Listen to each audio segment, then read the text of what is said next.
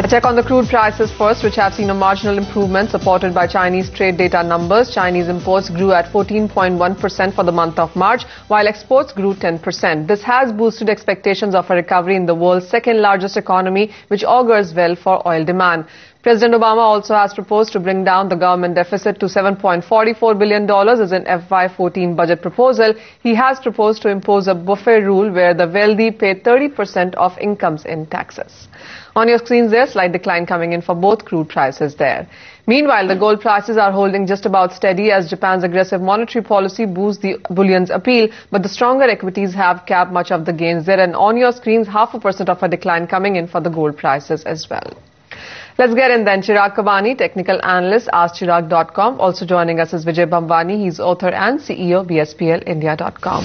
Vijay, hi, let's start with you first. And your sense coming in for the crude prices, 0.5% down for NYMEX and Brent both. Manisha, crude is likely to remain under pressure as long as it trades below the 5,225 mark, which is a far cry from where it's trading at right now. So unless we see a breakout above those thresholds, I think we are in for a sell-on rallies kind of a setup on crude oil. Having said that, the declines are likely to be met with support coming in at 5020 to 5035 range. So if you're a high-risk appetite trader, you should probably wait to buy only close to the 5,030-35 odd levels. And seeing higher levels of 5160 to 5180 levels would invite shots. Chirag, what's your sense coming in for the crude prices, especially natural gas? What would you want to do with that commodity? See, natural gas prices have been moved sharply from the levels of 180. It made a recent height of 232 and the prices started falling down. Prices have immediately supported 218. If 218 support is broken down, then I'm expecting the prices to correct around till 204 levels. On MCX, one can look to take shots on rise around till 224 to 225 zone with a stop loss about 228 closing basis for immediate downside target till 204.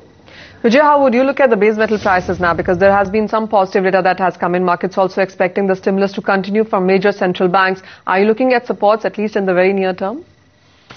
I think so, yes. I mean, since the last 3 or 4 trading sessions, I've been talking about a relief rally coming in on aluminium, lead, nickel, zinc. And I think there is a possibility of this rally sustaining, but it's more likely a creepy crawly, slowly edging up rally rather than an exuberant buying momentum seen here.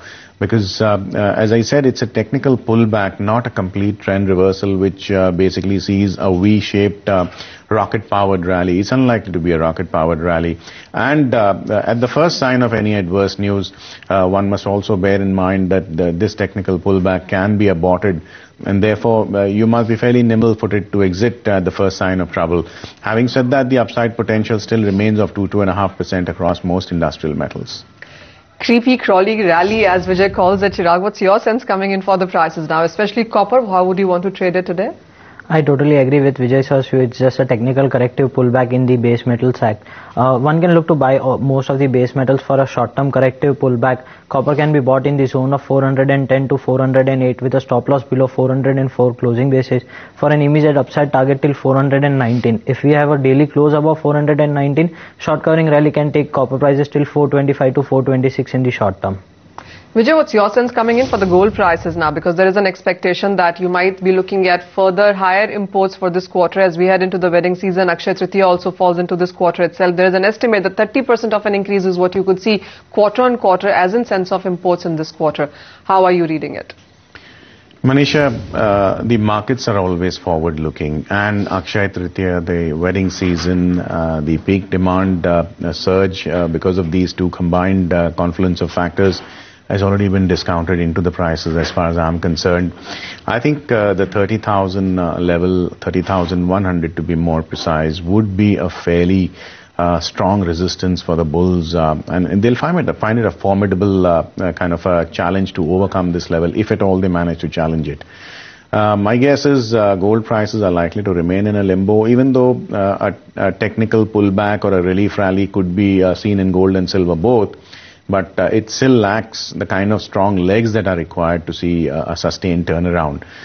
Given 2 to 3% up move from here, I think a world of selling pressure is likely to emerge at higher levels. Chirag, how are you looking at the prices between gold and silver? Which one do you see rebounding better and sustaining better as well? See, in the short term, silver prices are quite oversold. We have seen prices correcting from the level of 60,000 and making a low of 50,500 in the short term. The prices are now in a corrective pullback zone. One can look to buy them on dips around till 51,600 to 51,500 levels with a strict stop loss below 51,200 for a corrective pullback till